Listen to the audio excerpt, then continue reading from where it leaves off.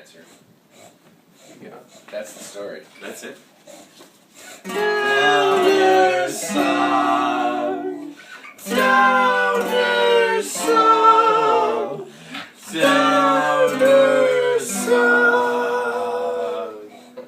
Man, that's depressing. That's Hooray. depressing. This is a story about change. No, not that kind of change. Personal change. My personal change. Or should I say, my life 180.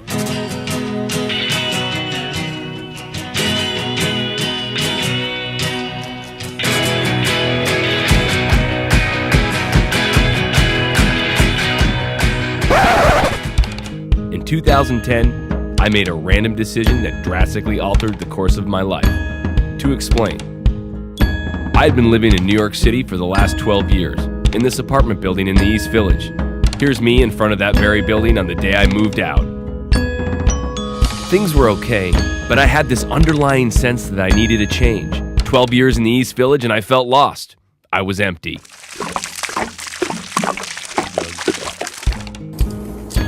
This is me on the rooftop of my apartment, spray painting my new $1,000 bike to appear old and crappy so it didn't get stolen.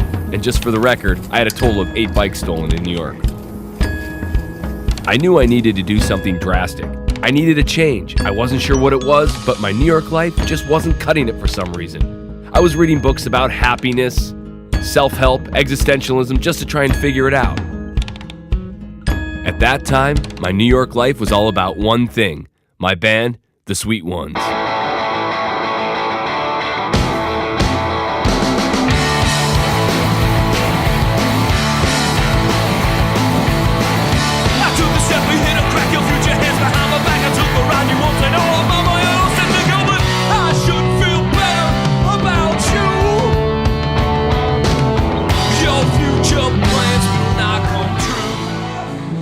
Here's us playing the living room, a great club that closed a month after this very show.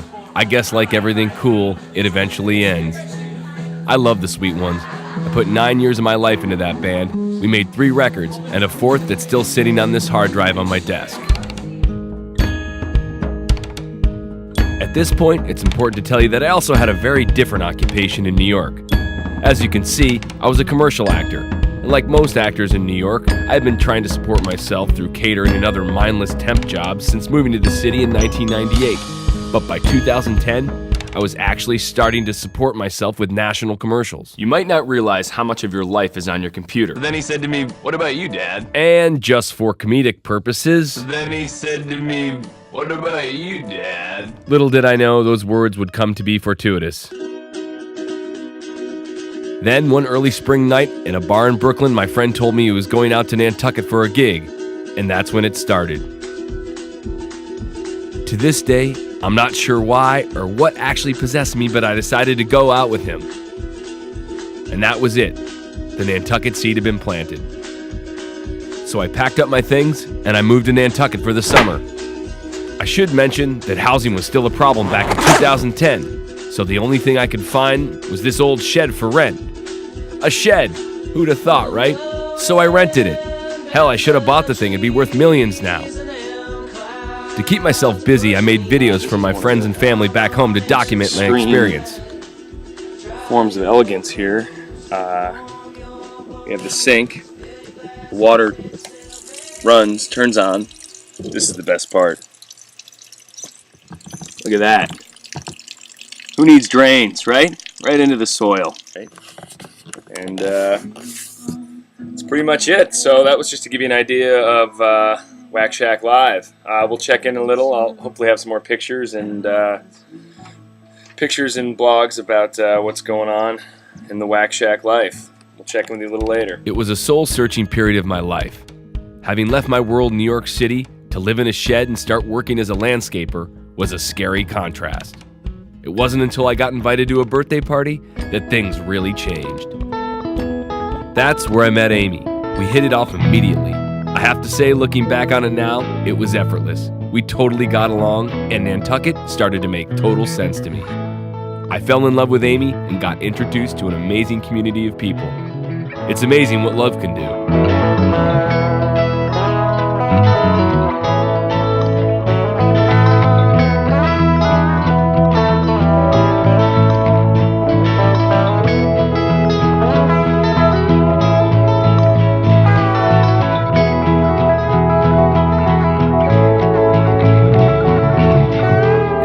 went back to New York, and Amy and I continued to date.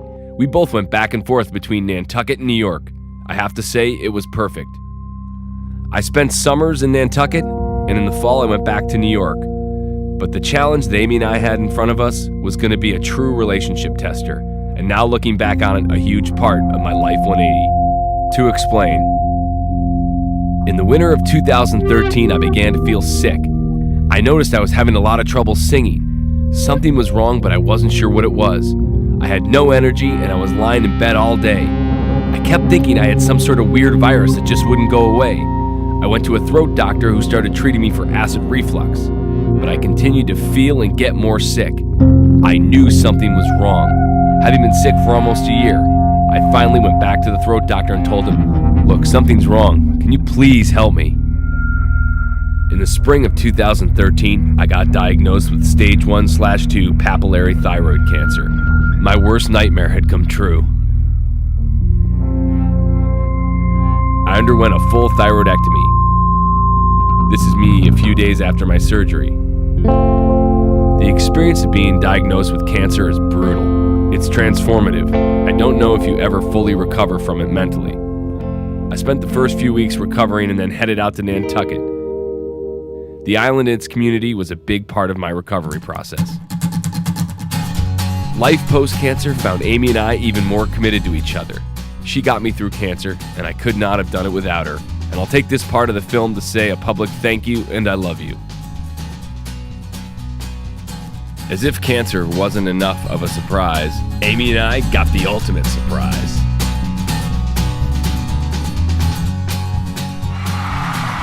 Piper Jane Cody was born January 18th, 2015. At this point, for me, the writing was on the wall for my life in New York. Piper was almost the completion of my life 180. The full completion came with our wedding. Yeah, I know we did it backwards. We had the kid and then the wedding. I just like to think that Amy and I are really progressive. In 2016, Amy and I got married in our front yard with Piper in tow.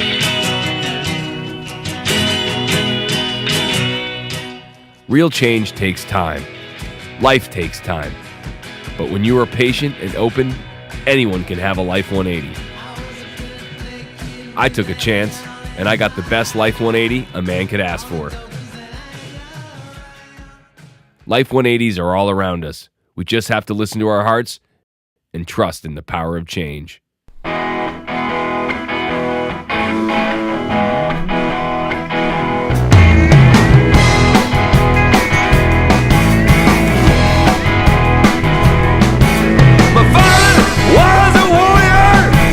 My grandfather, a lawyer, he said, "Son, be an architect, just watch the world get built."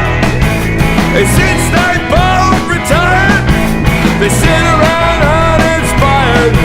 They worry about their money and how hard they work for it. 'Cause color,